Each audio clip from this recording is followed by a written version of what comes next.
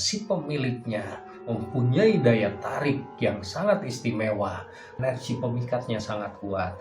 Aura suaranya itu bisa menjadikan candu atau pemikat, karena itu merupakan pin pembuka daripada tuah atau doa yang terdapat di dalam pusaka.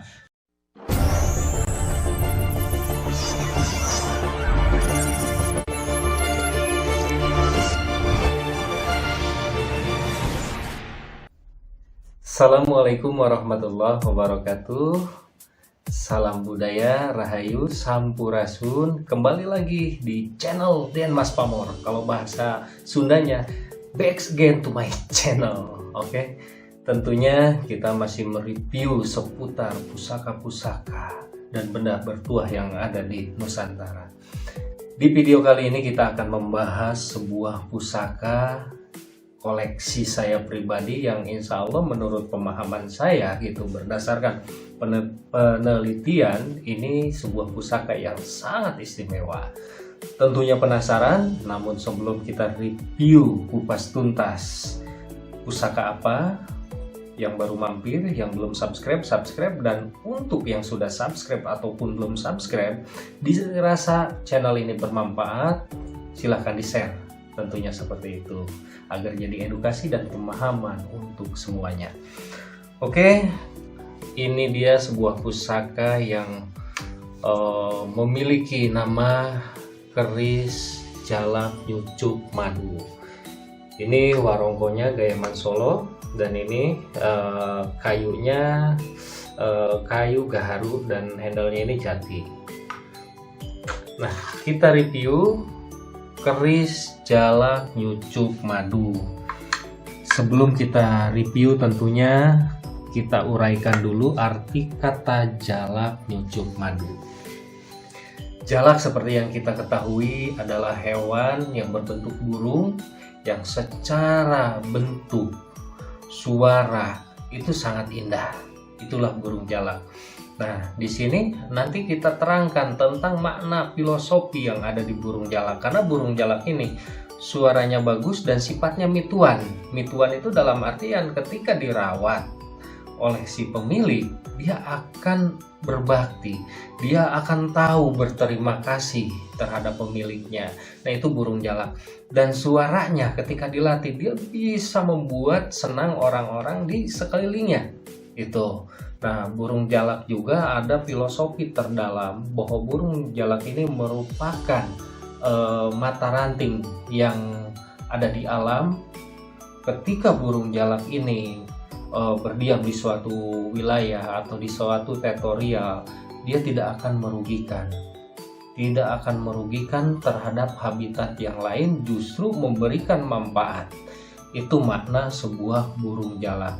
Nah, filosofi yang terkandung dalam pusaka ini tentunya, jadilah manusia yang tutur katanya enak didengar oleh orang lain, yang tutur katanya bermanfaat, dan tutur katanya tidak pernah menyakiti hati orang lain.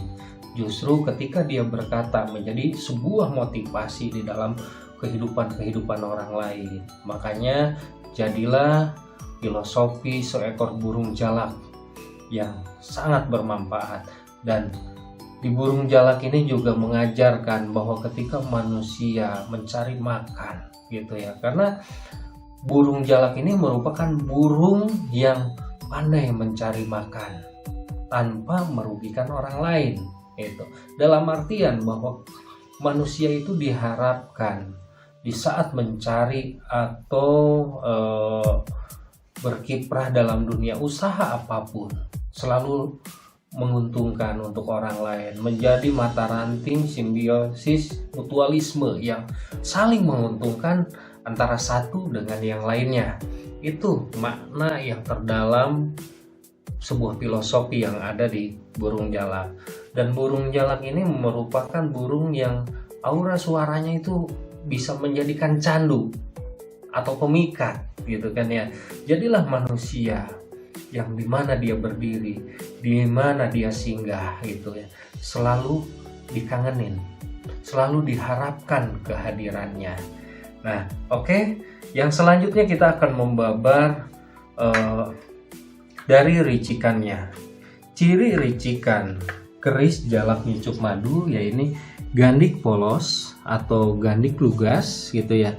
Dengan ciri selanjutnya yaitu pijetan dan tikel alis, sogokan satu di depan tapi tidak terlalu tinggi, dan ripandan. Nah, ini merupakan ricikan yang terdapat di keris jalak nyucup madu. Nah, kemudian di pusaka ini memiliki pamor untu walang. Nah, kita bahas mengenai pamor untu walang. Untu itu gigi, bahasa Jawa, bahasa Sunda, cuman kalau bahasa Sunda untu, sama aja. Walang itu belalang. Nah, konon keris dengan pamor untu walang merupakan keris yang istimewa yang sangat dicari oleh para kolektor maupun biasanya para pejabat yang ketika pekerjaannya itu mengandalkan istilahnya bersinggungan langsung, dalam arti misalnya seorang marketing, seorang sales, seorang guru, atau seorang suhu yang lebih dominan, dia harus berbicara di muka umum. Nah, energi yang ada di pamor untu walang ini memperkuat pemimpinnya agar tutur katanya, bahasanya itu lebih didengar. Namun ada juga hal yang menggembirakan di balik pamor untu walang ini, energi pemikatnya sangat kuat. Nah, kembali lagi ke filosofi tentunya di keris jalak nyucup madu. Jadi tadi kita berbicara tentang burung jalak. Nah, nyucup madu sendiri merupakan simbol pencapaian, tentang kebahagiaan. Madu ini kan boleh dibilang intisari dari yang namanya manis gitu. Jadi buah kehidupan yang manis disimbolkan oleh pencapaian keduniawian, dan sebuah hubungan yang manis disimbolkan oleh rasa sayang gitu. Makanya jalak nyucup madu ini diharapkan si pemiliknya mempunyai daya tarik yang sangat istimewa ketika berdiri di tengah banyak orang. Namun kembali lagi, jangan dijadikan suatu, kalau saya bilang, kejumawaan, ketakaburan ketika kita memiliki pusaka ini gitu kan ya, merasa diri paling oke tanpa melihat yang lain, dalam artian menyepelekan. Itu sangat tidak boleh, karena media hanyalah sebuah wasilah, media hanyalah sebuah manifestasi doa yang harus diikuti antara perbuatan ya ini lahir dengan batiniahnya harus sejalan gitu kan ya. Nah, makanya banyak sekali para leluhur kita menyimbolkan sebuah filosofi, menyimbolkan sebuah pesan dalam guratan yang terdapat di pusaka, berupa filosofi yang diambil baik itu dari tanaman, dari hewan itu ya, agar si pemilik ini mengikuti ketika ingin mendapatkan buahnya. Contoh, sekarang keris jalak nyucup madu berdapur lurus. Nah, lurus ini ciri kemanunggalingan, bahwa diharapkan pemiliknya ini harus bisa mendekatkan diri kepada sang holik ketika ingin mendapatkan pencapaian yang disimbolkan madu. Madu itu yang tadi saya terangkan, sebuah manisnya kehidupan, baik itu dalam keduniawian maupun cinta kasih. Makanya pahami makna filosofi yang terdapat dalam pusaka, karena itu merupakan pin pembuka daripada tuah atau doa yang terdapat di dalam pusaka. Jadi bisa disimbolkan gini, ketika seseorang memegang pusaka tetapi masih maaf berangasan, masih ada iri dengki, masih ada sakwa sangka menghalalkan berbagai cara, berarti filosofi yang ada di pusaka itu belum dia jalankan, dan secara otomatis tuahnya pun saya pastikan 100% itu tidak akan berjalan, karena empu menitipkan sebuah filosofi itu merupakan pin pembuka dari tuah yang ada di pusaka tersebut. Oke, selanjutnya kita lihat dari material pusaka. Kita mau mengestimasi pembuatan pusaka ini. Kalau kita telaah dari sisi tempat lipat, material, dan garap pusaka ini menunjukkan bahwa pembuatan pusaka ini estimasinya era Mataram abad 17 atau seera dengan Kartosuro. Nah, ini sangat langka sekali.